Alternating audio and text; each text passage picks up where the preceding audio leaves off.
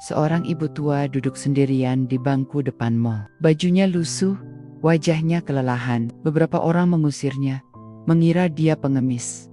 Tapi tak ada yang tahu, wanita tua itu datang dari jauh hanya untuk melihat anaknya. Dan 30 menit kemudian semua terdiam karena anaknya datang dan membeli seluruh mall itu. Sebelum lanjut ke ceritanya, jangan lupa subscribe channel Rea Story, tekan tombol like jika kalian suka dengan ceritanya, dan tulis di kolom komentar dari kota mana kalian menonton, dan pastikan tonton sampai selesai karena setiap detiknya penuh emosi dan kejutan tak terduga. Pagi itu suasana mall udah mulai rame. Suara musik dari speaker langit-langit pelan-pelan mulai mengisi ruangan, menyambut para pengunjung yang datang lebih awal. Beberapa toko baru buka, ada yang masih sibuk bersih-bersih, dan para petugas cleaning service masih lalu lalang di lorong-lorong utama. Di antara keramaian pagi itu, masuklah seorang ibu tua lewat pintu depan. Langkahnya pelan, sedikit goyah, tapi wajahnya terlihat lega, seakan baru saja menempuh perjalanan yang panjang, dan akhirnya sampai di tujuan. Pakaian yang dia kenakan sangat sederhana, hanya daster motif bunga yang warnanya sudah mulai pudar, jaket tipis yang kelihatan sudah sering dipakai, dan sandal jepit yang tumitnya sudah tipis. Rambutnya sebagian disanggul asal-asalan, dan wajah itu menyimpan kelelahan. Wajah seorang ibu yang mungkin sudah berjalan jauh, mungkin juga belum sarapan, tapi tetap membawa semangat karena ada sesuatu yang ingin dia lakukan hari ini. Dia tidak datang untuk belanja.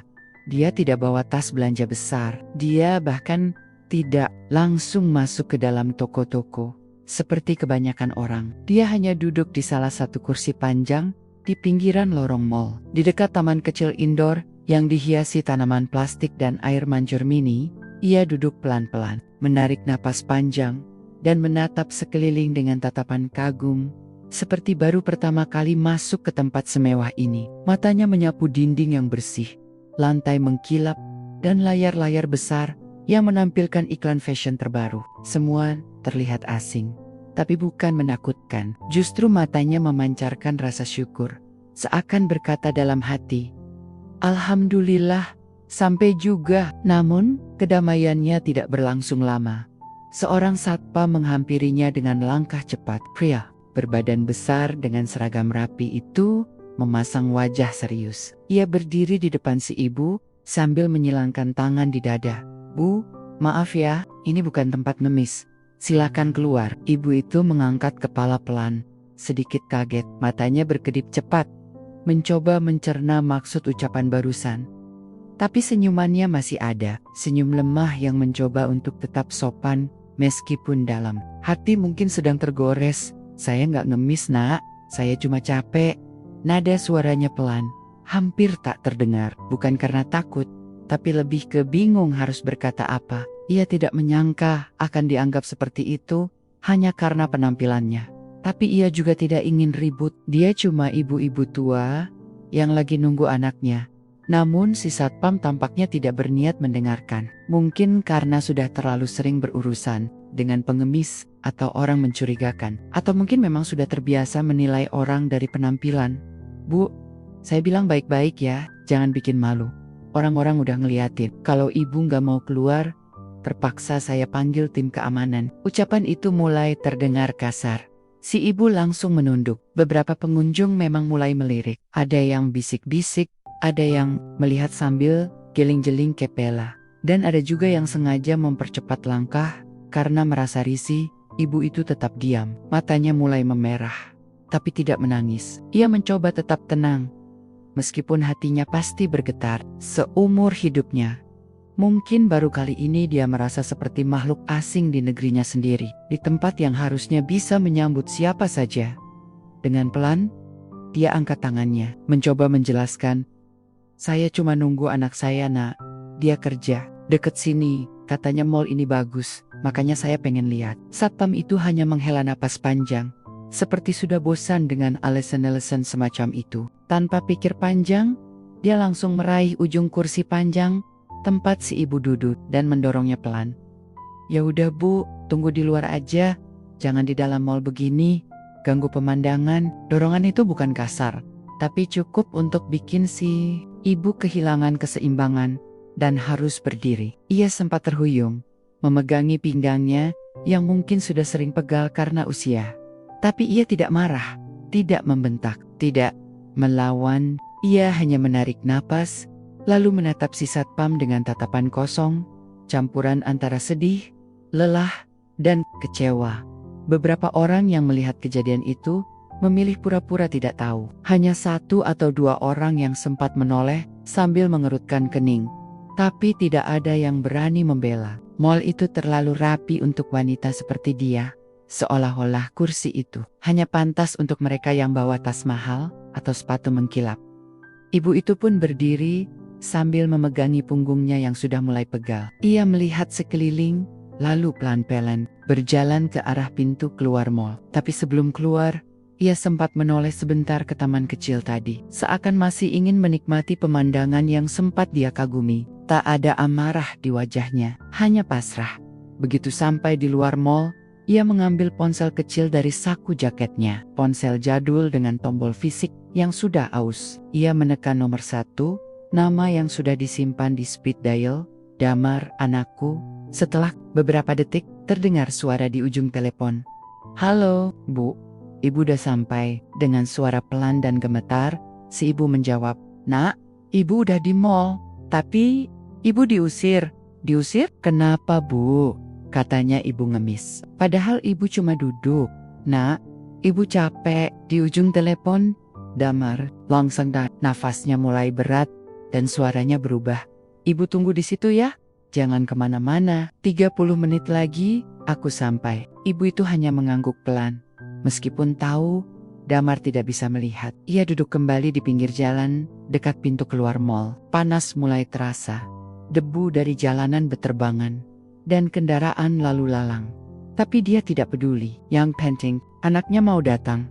Ia buka botol minum dari tas kecilnya. Airnya sudah tidak dingin, tapi cukup untuk melepas haus. Sesekali ia menatap ke dalam mall dari balik kaca, melihat orang-orang lalu lalang dengan pakaian bagus dan langkah cepat. Mereka sibuk, mereka punya tujuan, dan mungkin mereka punya waktu untuk melihat atau peduli pada seseorang seperti dirinya. Tapi ibu itu tetap menunggu. Di balik tubuh ringkih dan pakaian lusuh itu, ada hati seorang ibu yang besar, yang datang bukan untuk minta-minta, tapi untuk memberi kejutan kecil kepada anak yang sangat ia banggakan. Sayangnya, kejutan itu berubah jadi luka kecil yang ia simpan dalam diam. Ia tahu, hidup memang tidak selalu adil, tapi ia percaya anaknya akan datang. Dan di matanya, itu sudah cukup untuk mengobati perasaan tidak dihargai yang ia alami pagi itu. Tanpa sadar, waktu terus berjalan. Setiap menit terasa panjang, tapi si ibu tidak mengeluh. Dia hanya duduk, menunduk, dan sesekali memegang dadanya, berusaha menenangkan jantungnya yang berdebar karena lelah dan emosi yang dipendam. Di dalam hatinya, ia hanya berdoa, "Ya Allah, anakku datanglah cepat." Ibu lelah, dan itulah momen saat segalanya mulai berubah.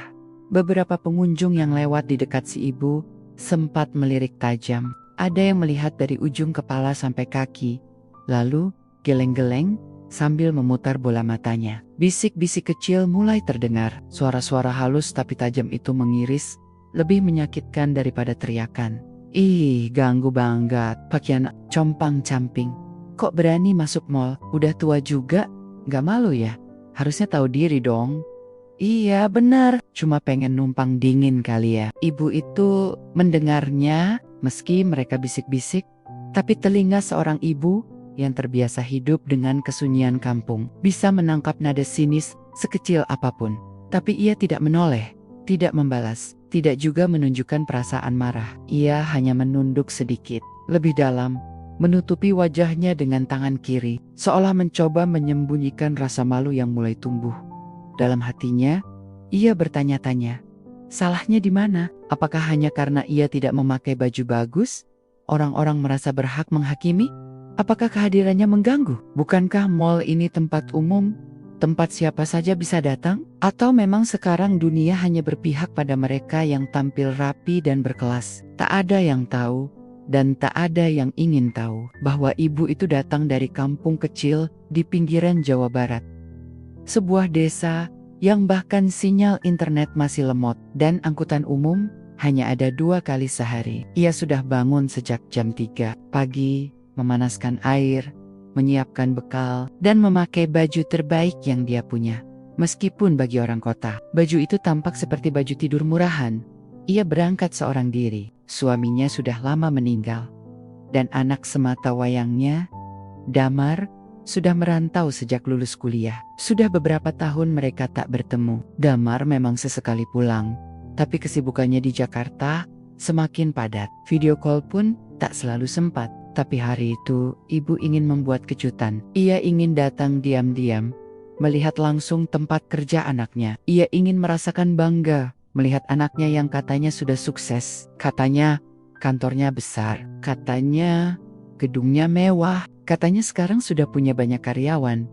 Naik angkot 2 kali, kemudian bus kecil, lalu turun di terminal, ganti ojek online, dan sempat nyasar ke 2 mall yang salah. Itu semua dilaluinya tanpa mengeluh. Ia hanya membawa tas kecil berisi air minum, nasi bungkus, dan jaket tambahan. Tidak ada make up, tidak ada tas bermerek, tidak ada kartu kredit di dompetnya. Tapi yang dia bawa jauh lebih besar dari itu. Doa dan cinta yang tak pernah putus untuk anaknya. Ia sempat ragu saat masuk ke mall. Matanya terbelalak melihat kemewahan tempat itu. Lantai yang mengkilap, langit-langit tinggi, suara musik lembut, dan toko-toko dengan etalase kaca yang terang dan menggoda. Tapi karena ingat pesan Damar bahwa kantornya ada di lantai atas mall itu, dia memberanikan diri masuk. Namun langkahnya lambat, karena tidak terbiasa. Karena takut salah, karena malu. Apalagi ketika merasa semua mata memandanginya aneh. IMF duduk sebentar di bangku taman kecil dalam mall, berharap bisa menenangkan diri sebelum bertanya arah ke resepsionis. Ia hanya ingin memastikan, jangan sampai salah gedung lagi seperti tadi. Tapi ternyata, duduk sebentar pun dianggap kesalahan. Satpam datang, menyuruhnya pergi. Tatapan orang-orang makin tajam, komentar-komentar makin pedas. Seolah-olah keberadaannya di sana menodai estetika mall itu. Seorang ibu muda dengan anak kecil sempat berjalan melewatinya sambil menarik anaknya menjauh. "Jangan deket-deket situ, nak, kotor." Kalimat itu terucap begitu saja, tanpa rasa bersalah. Ibu tua itu menggigit bibirnya pelan. Ia sudah cukup sering diremehkan di kampung, karena hedat miskin, tapi di kampung setidaknya masih ada yang menyapanya dengan hormat. Di sini, ia bahkan tidak dianggap manusia. Di sudut matanya, air mulai menggenang tapi, Tehan, ia bukan tipe orang yang mudah menangis di depan umum. Ia punya harga diri. Ia datang bukan untuk meminta-minta. Tapi mengapa diperlakukan seperti orang yang tak punya tujuan hidup? Seketika, ia merasa bodoh, merasa terlalu nekat. Mungkin seharusnya ia tidak datang tanpa pemberitahuan. Mungkin seharusnya ia tidak bermimpi bisa melihat kesuksesan anaknya dengan cara seperti ini. Tapi, siapa yang bisa menahan rindu seorang ibu? Di tengah kekacauan pikirannya, ia mengambil ponsel dari saku. Ponsel kecil, merek lama yang layarnya sudah retak di ujung. Ia membuka daftar kontak, dan matanya tertuju pada satu nama. "Anakku, Damar." Tangannya gemetar saat menekan tombol panggil. Bukan karena takut, tapi karena ia tahu, dalam beberapa detik ke depan, ia harus jujur. Ia harus bilang bahwa dirinya baru saja diusir, bahwa dirinya dianggap pengemis, dan bahwa dirinya merasa malu. "Assalamualaikum, nak." Suaranya pelan, lirih. Ibu udah di mall, tapi suaranya berhenti. Tenggorokannya tercekat, air mata akhirnya jatuh juga. "Kenapa, Bu? Kenapa suara ibu begitu?" tanya Damar di ujung telepon, terdengar panik. "Ibu diusir, nak," katanya ibu ngemis. "Ibu cuma duduk sebentar, tapi malu, nak, malu banget." Sejenak tak ada suara dari Damar. Tapi ibu tahu, anaknya pasti marah. Bukan marah padanya, tapi pada perlakuan orang-orang yang menilai ibunya hanya dari penampilan. "Ibu tunggu di situ, ya. Jangan kemana-mana. 30 menit lagi, aku sampai." Jangan bergerak dari tempat itu. Telepon ditutup. Si ibu masih terisak. Tapi kali ini, isaknya disertai rasa lega. Anaknya akan datang. Anaknya tahu. Dan entah kenapa, meskipun ia tidak berharap anaknya mari merah atau membalas siapapun, setidaknya ia tidak sendirian. Ia duduk di pinggiran taman di luar mal. Bangku besi yang panas karena matahari mulai naik. Udara siang mulai gerah. Tapi ia tidak peduli. Ia memeluk tas kecilnya dan menunduk. Menahan agar tidak terlalu mencolok. Beberapa pengendara ojek online meliriknya. Ada yang menyangka dia orang tersesat. Ada juga yang acuh tak acuh. Dalam hati, si ibu kembali merenung. Seandainya saja semua orang mau sedikit bersabar. Seandainya orang-orang tidak buru-buru menilai, dunia ini pasti lebih ramah. Ia tahu, ia bukan siapa-siapa. Tapi bukankah orang kecil juga punya hak untuk duduk sebentar, untuk merasa nyaman, untuk dihargai? Waktu terasa sangat lambat. Ia menatap jam tangan kecil yang baterainya kadang mati, kadang hidup. Tangannya berkeringat, tapi ia menunggu. Karena bagi seorang ibu, menunggu anak adalah hal paling alami di dunia. Satu hal yang tak dia tahu, saat itu Damar sedang mengemudi sendiri. Dengan wajah tegang, ia menelepon asisten kantornya, menghubungi tim legal, dan mengatur sesuatu yang besar. Ia tidak ingin ibunya menangis hari itu. Ia tidak ingin dunia menganggap ibunya rendah, hanya karena dunia belum tahu siapa dia sebenarnya. Damar bukan hanya ingin datang, ia ingin memberi pelajaran, bukan dengan marah, bukan dengan teriak, tapi dengan bukti bahwa anak dari wanita tua yang dianggap pengemis itu adalah orang yang mampu membuat mal itu bertekuk lutut. Dan saat mobil hitam, Damar akhirnya berhenti di depan pintu utama mal. Semua akan berubah. Suara napas si ibu mulai berat saat ia menyimpan ponsel usai menelepon anaknya. Jemarinya masih gemetar, matanya masih berkaca-kaca, dan napasnya belum sepenuhnya stabil. Ia mengatur posisi duduknya di bangku besi dekat taman kecil di depan mal. Duduknya menunduk, berusaha terlihat biasa saja, meski perasaannya sedang campur aduk. Ada rasa malu, kecewa, tapi juga harap-harap bahwa anaknya benar-benar akan datang. Seperti yang ia bilang tadi, ia tidak tahu apa yang akan dilakukan Damar. Tapi mendengar suara anaknya yang langsung bereaksi cepat dan serius, itu sudah cukup untuk sedikit menenangkan hatinya. Sementara itu, di sebuah gedung perkantoran tinggi di pusat kota, Damar sedang dalam rapat dengan jajaran direksi dan mitra investor. Rapat itu penting. Mereka sedang membahas rencana ekspansi besar-besaran setelah perusahaan startup milik Damar sukses masuk bursa saham minggu lalu. Dalam usia 28 tahun, Damar sudah dikenal luas sebagai CEO muda paling berpengaruh di dunia teknologi Indonesia. Wajahnya muncul di media bisnis. Fotonya terpampang di berbagai majalah, dan namanya jadi topik utama di podcast-podcast wirausaha. Namun, di tengah semua kesibukan itu, saat notifikasi ponselnya berbunyi dan muncul nama ibu di layar, Damar langsung mematikan mic dan menjauh dari meja rapat. Ia tahu, ibunya jarang sekali menelepon, apalagi di jam kerja. Saat suara ibunya yang gemetar dan pelan terdengar di ujung sana, dunia seolah berhenti sejenak. Nak, ibu di mall, tapi ibu diusir. Katanya ibu malu-maluin kamu. Kalimat itu menusuk jantung Damar lebih tajam dari apapun. Seketika tubuhnya memanas, bukan karena malu, bukan karena marah pada ibunya, tapi karena marah pada perlakuan orang-orang yang tidak tahu siapa ibunya. Marah karena ibunya harus mengalami penghinaan hanya karena pakaiannya sederhana. Marah karena dunia terlalu mudah menilai manusia dari tampilan luar. Ibu di mana? Mall mana? Tanyanya cepat. Suaranya tegas, tapi terdengar khawatir. Ibu di Mall Grand Citra. Nak, katanya kantormu dekat situ. Damar langsung menutup laptop, mengambil kunci mobil di meja, dan berdiri tanpa berkata banyak. Ia hanya menoleh ke manajernya dan berkata singkat, "Tolong lanjutkan." Ada yang lebih penting. Beberapa orang di ruangan menatapnya bingung, tapi tak berani bertanya. Mereka tahu Damar kalau udah seperti itu, berarti sedang dalam urusan yang tidak bisa diganggu.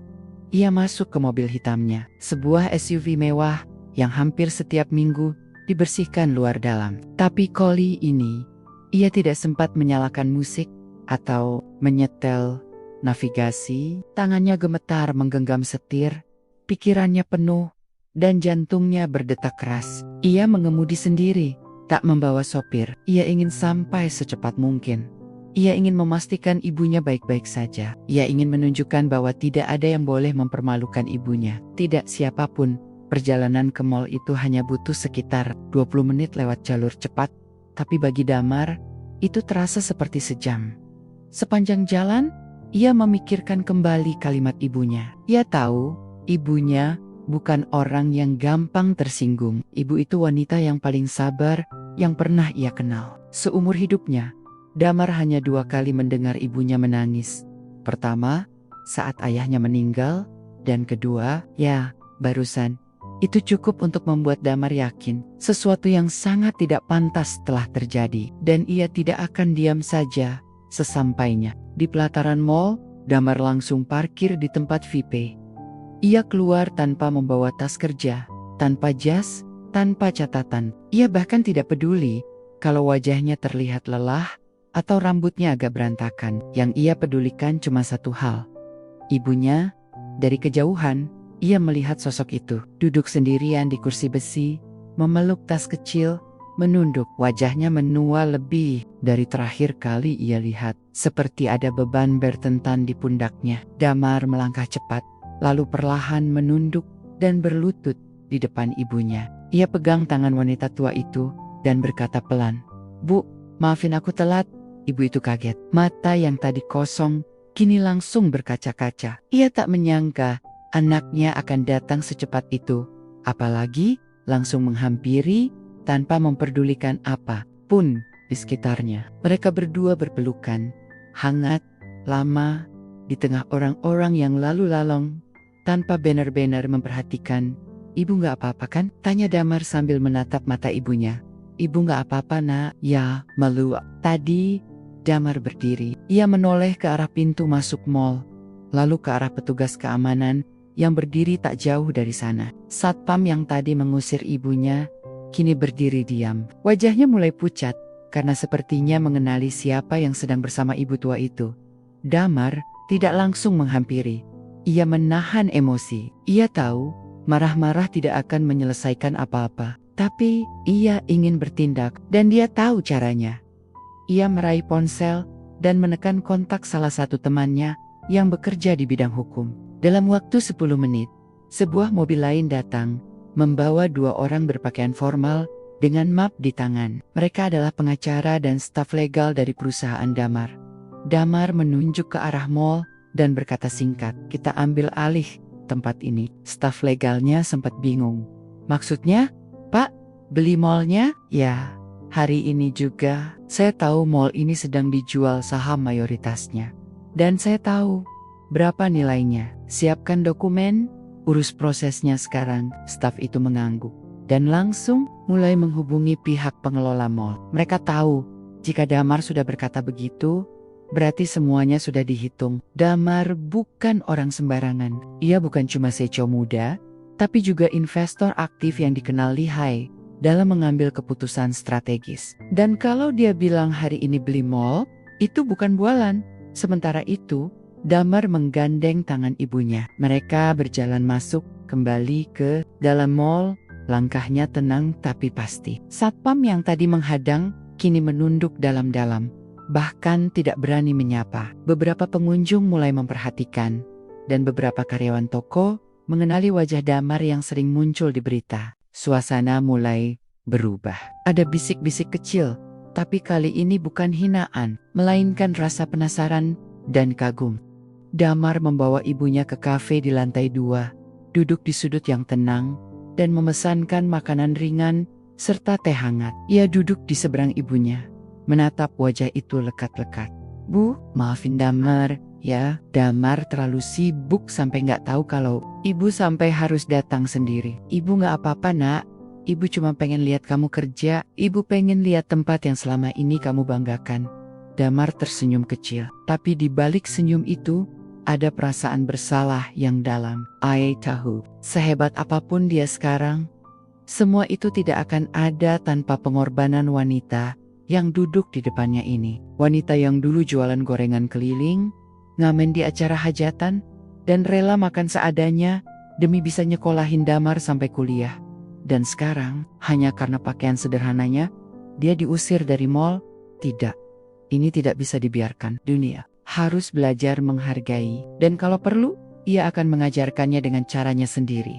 1 jam kemudian, Damar menandatangani perjanjian awal pembelian saham mayoritas mall tersebut. Ia akan menjadi pemilik sah dalam waktu beberapa hari. Tapi mulai saat itu juga, dia punya kuasa penuh atas arah kebijakan operasional mall. Dan hal pertama yang dia lakukan adalah mengumpulkan semua manajemen, security dan staff tenant di ruang pertemuan mall.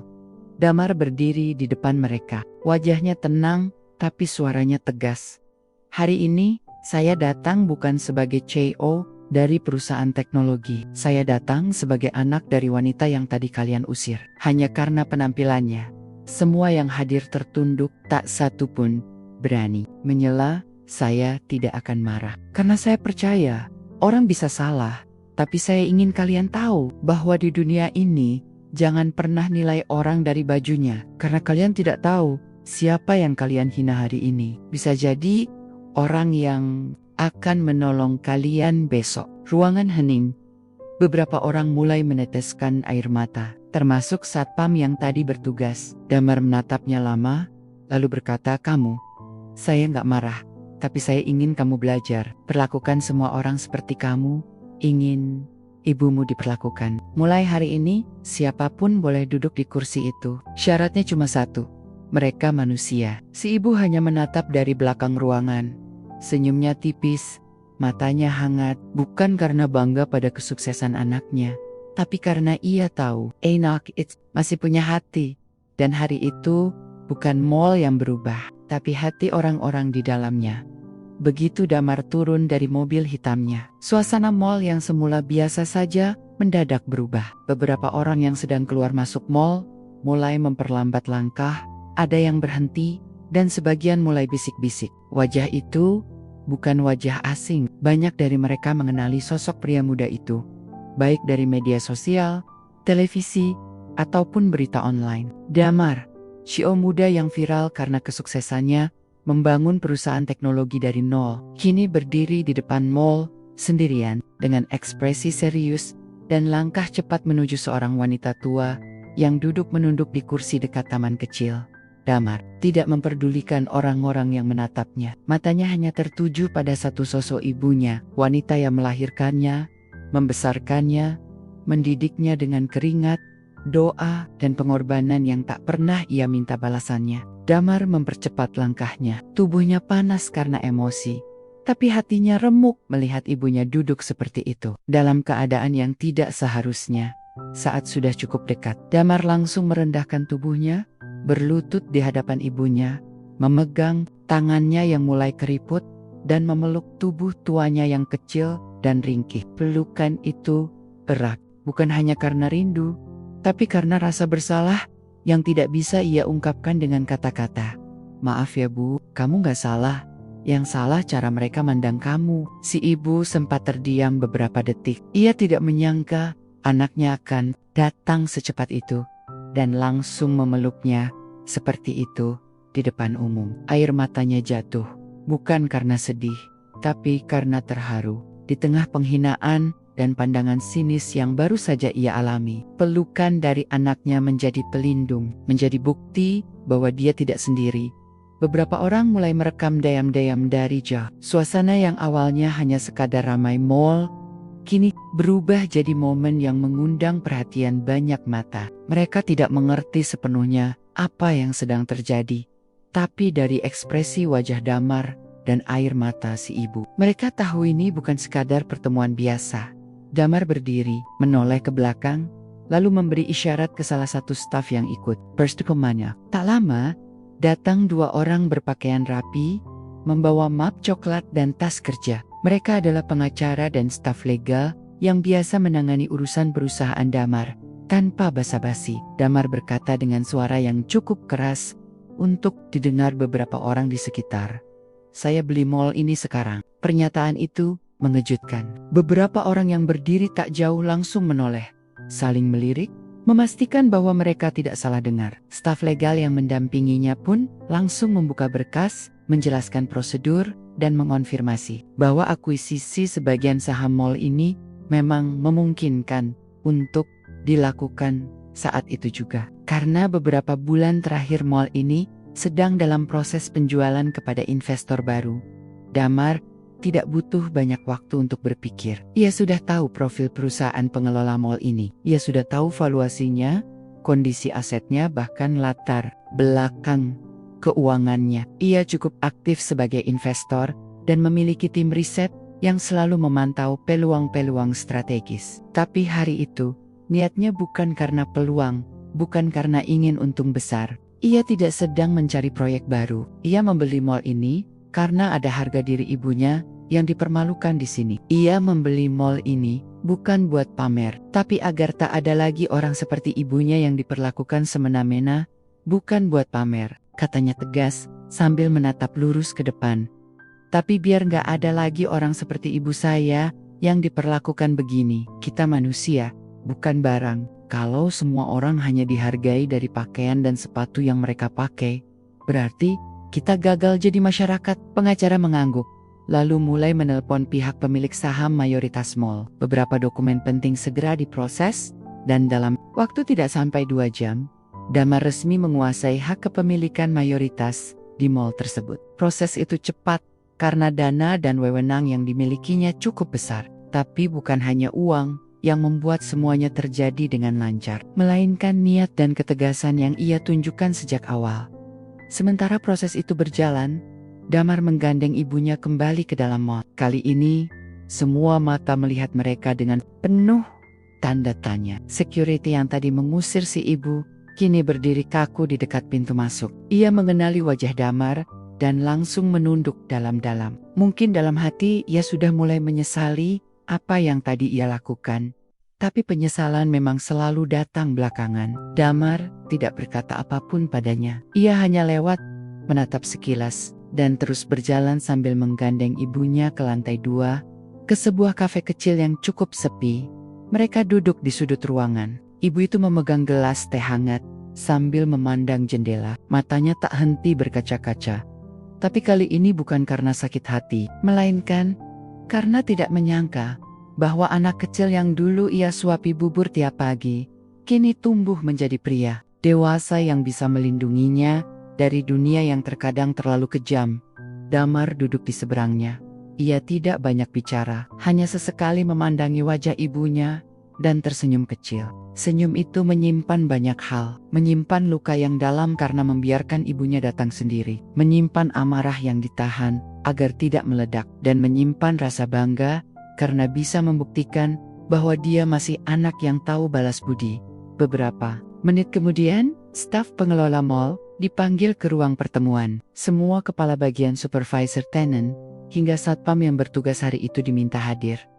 Ruangan itu penuh, suasananya tegang. Mereka belum tahu persis apa yang sedang terjadi, tapi desas-desus tentang pembelian mall oleh Damar sudah menyebar kemana-mana. Damar masuk ke ruangan itu sendirian. Ia berdiri di depan, mengenakan kemeja putih sederhana dan celana hitam. Tidak ada blazer mahal, tidak ada presentasi, tidak ada mikrofon. Hanya dirinya sendiri, dengan suara yang cukup lantang untuk membuat semua orang diam. Hari ini saya datang bukan sebagai investor, bukan sebagai pemilik startup, dan bukan sebagai orang penting yang kalian lihat di media. Hari ini, saya datang sebagai anak dari seorang ibu tua yang kalian hina dan kalian usir. Semua orang langsung tertunduk, bahkan beberapa mulai terlihat gelisah. Suasana ruangan berubah jadi hening. Ibu saya datang ke mall ini untuk melihat tempat kerja anaknya. Tapi yang dia dapat, dihina, dianggap pengemis, diusir oleh satpam, dan ditertawakan oleh pengunjung. Hanya karena pakaiannya sederhana. Menatap satu persatu orang di ruangan itu. Tak ada amarah di wajahnya, tapi tatapannya dalam, tajam, dan penuh makna. Masalahnya bukan cuma satpam, masalahnya adalah sistem yang kalian bangun, sistem yang menilai orang dari luarnya saja, sistem yang bikin orang tua seperti ibu saya merasa tak pantas duduk di kursi umum. Ia berhenti sejenak, menarik napas, lalu melanjutkan dengan nada lebih tenang. Mulai hari ini, mall ini saya kelola, dan perubahan dimulai sekarang. Saya nggak mau lihat lagi ada orang yang diperlakukan berbeda karena pakaiannya, karena wajahnya, atau karena dia datang sendirian. Saya nggak peduli siapa dia. Selama dia manusia, dia berhak dihormati. Beberapa kepala mulai mengangguk pelan. Satpam yang bertugas tadi hari mulai berkeringat. Ia tahu hari itu akan jadi hari yang tak terlupakan baginya. Saya tidak akan pecat siapapun hari ini, tapi saya ingin kalian semua belajar. Kalian akan ikut pelatihan tentang empati, tentang pelayanan yang manusiawi. Saya akan datangkan trainer. Dan kita mulai minggu ini juga. Damar lalu menoleh ke arah manajer mall dan berkata tegas, "Kalau kamu tidak setuju dengan perubahan ini, kamu boleh pergi sekarang juga. Karena tempat ini bukan untuk orang yang merasa lebih tinggi dari orang lain hanya karena bisa beli sepatu mahal." Manajer Maul menandok, mengangguk pelan. Di luar ruangan itu, si ibu masih duduk sambil menikmati teh hangatnya. Seorang pelayan menghampirinya dan bertanya dengan sopan, apakah beliau ingin memesan makanan tambahan. Si ibu tersenyum dan menjawab, "Gak usah nak, ibu udah senang banget hari ini." Dan saat Damar keluar dari ruangan itu, ia kembali ke kafe, duduk di samping ibunya, dan menggenggam tangannya. "Sekarang ibu gak perlu takut masuk mal manapun, karena ibu adalah alasanku berdiri di sini." Ibu itu menatap anaknya, memeluknya sekali lagi, dan berkata dengan suara yang hampir tak terdengar, "Kamu anak ibu, dan selama kamu tidak lupa dari mana kamu berasal, ibu gak akan pernah takut apapun." Hari itu bukan cuma mall yang berubah, tapi juga cara banyak orang memandang kehidupan. Karena satu pelajaran paling penting yang semua orang pelajari hari itu adalah, jangan pernah remehkan seseorang hanya karena tampilannya. Karena kamu tidak tahu siapa yang kamu usir hari ini. Bisa jadi adalah ibu dari seseorang yang akan mengubah hidupmu esok hari.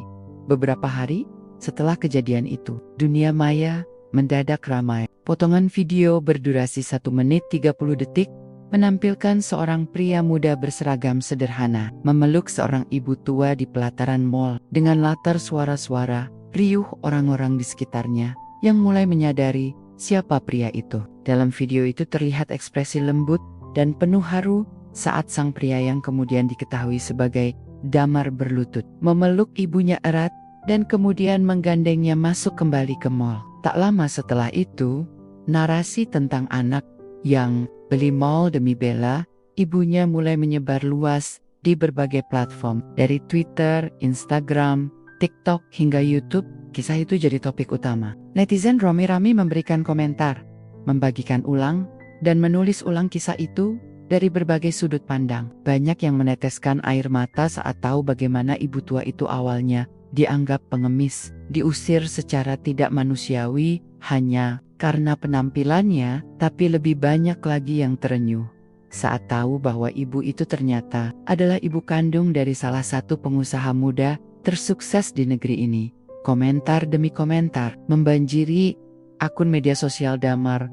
Banyak yang menyampaikan rasa hormat, kekaguman, dan bahkan permintaan maaf, meski mereka tak terlibat langsung. Sebuah video singkat dari rekaman CCTV mall yang memperlihatkan momen Damar memberi pengarahan kepada manajemen juga viral. Terutama kalimatnya yang sederhana namun dalam. "Selama dia manusia, dia berhak dihormati." Kalimat itu menjadi kutipan yang diposting ulang ribuan kali. Beberapa bahkan mencetaknya menjadi stiker dan ditempelkan di meja kerja sebagai pengingat mall yang semula dikelola secara kaku dan berorientasi pada citra semata, kini berubah arah. Di bawah kendali Damar, sistem pelayanan diperbaiki total. Damar tahu perubahan tidak bisa terjadi dalam semalam, maka ia memulai dengan satu langkah penting, pelatihan empati. Setiap petugas keamanan, karyawan tenan, hingga staf manajemen diminta mengikuti pelatihan intensif selama 2 minggu. Pelatihannya bukan teori semata, tapi berbasis pengalaman langsung, termasuk simulasi bagaimana rasanya diperlakukan tidak adil hanya karena penampilan. Salah satu sesi yang paling membekas adalah saat para peserta diminta berpura-pura menjadi orang tua yang berjalan sendirian di mall, mengenakan pakaian sederhana, lalu diamati dan diperlakukan seperti pengunjung biasa. Beberapa peserta mengaku menangis di akhir sesi. Salah satu satpam yang dulu mengusir Ibu Damar bahkan mengajukan diri untuk meminta maaf langsung dan mencium tangan beliau. Si ibu menerima dengan tenang. Ia hanya tersenyum, menepuk bahu si petugas, dan berkata pelan, "Lain kali, lihatlah hati orang, bukan bajunya, nak." Seluruh sistem protokol mall diperbarui. Setiap kursi tunggu diberi tulisan, "Tempat ini untuk siapa saja yang lelah, tidak peduli bajunya." Para petugas keamanan diberi pedoman baru yang lebih manusiawi. Karyawan diberikan waktu khusus setiap bulan untuk mengikuti sesi refleksi dan diskusi tentang etika dan empati. Damar juga membangun ruang khusus di mall, yang ia sebut ruang istirahat ibu. Ruangan kecil tapi nyaman itu ditujukan untuk para ibu lansia atau siapapun yang ingin beristirahat dengan tenang. Di sana ada teh hangat, kursi empuk, dan relawan yang siap membantu. Ruang itu menjadi simbol penghormatan terhadap para ibu pengingat akan sosok yang sering kita abaikan keberadaannya. Padahal merekalah alas dari setiap keberhasilan. Berita tentang transformasi mall itu semakin meluas. Beberapa pusat perbelanjaan lain mulai mengikuti jejak Damar. Mereka melihat bahwa pelayanan yang tulus bisa jadi nilai lebih yang mendatangkan loyalitas pelanggan. Bahkan ada lembaga pelayanan publik yang mengadopsi metode pelatihan empati tersebut. Apa yang dimulai dari satu momen kecil di depan mall, kini menjelma menjadi gerakan sosial nasional yang mengajak semua orang untuk lebih peduli pada cara mereka memperlakukan sesama. Di tengah semua perubahan itu, Damar tidak pernah menonjolkan Taryn. Ia menolak setiap tawaran wawancara yang terlalu sensasional, dan hanya bicara di forum-forum yang banner-banner ingin membahas nilai di balik kejadian itu. Ketika diminta jadi narasumber di sebuah acara TV nasional, ia hanya berkata, "Saya bukan pahlawan. Saya cuma anak yang ingin membalas sedikit dari apa yang sudah ibu saya berikan seumur hidup." Ibunya pun tetap seperti biasa, sederhana, tenang, dan tidak mau dibesar-besarkan. Ketika wartawan datang ke rumahnya di kampung, beliau hanya berkata, "Saya cuma pengen lihat anak saya bahagia." Saya nggak nyangka, ternyata datang diam-diam bikin cerita sebesar ini. Bagi sang ibu, semua yang terjadi bukan sesuatu yang luar biasa. Ia tak melihat kehebohan itu sebagai sebuah kemenangan. Baginya, yang paling penting adalah melihat anaknya tumbuh jadi orang baik. "Ibu gak perlu kamu kaya, nak. Ibu cuma mau kamu jadi orang yang punya hati," katanya suatu malam saat mereka duduk berdua di teras rumah. Jauh dari keramaian kota, Damar diam saat itu.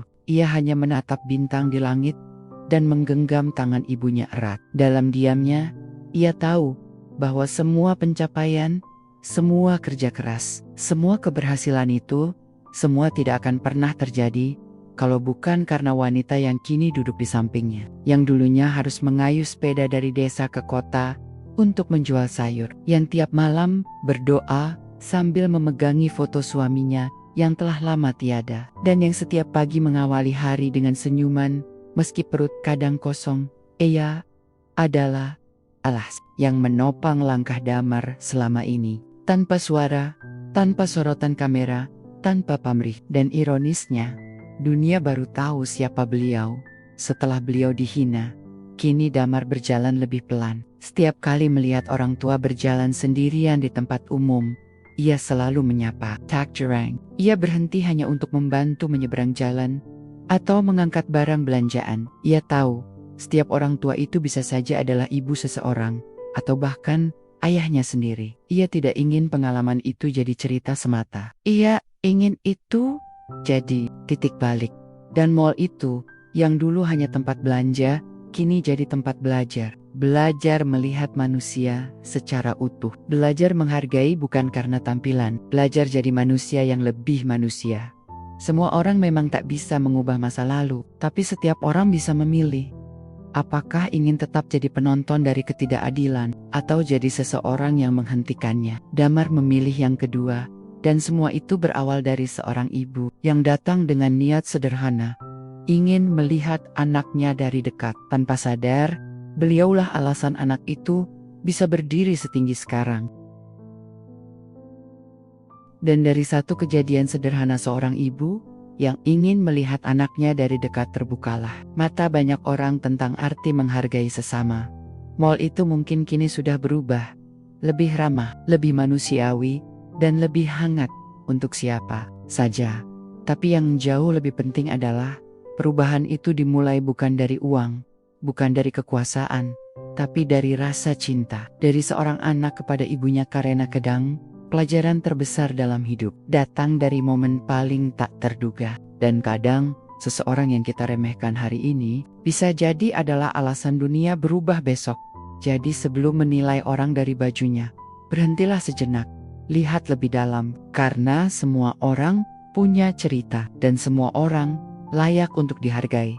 Karena selama dia manusia, dia berhak dihormati. Terima kasih sudah menonton channel Raya Story. Jangan lupa like, komen, share, dan subscribe.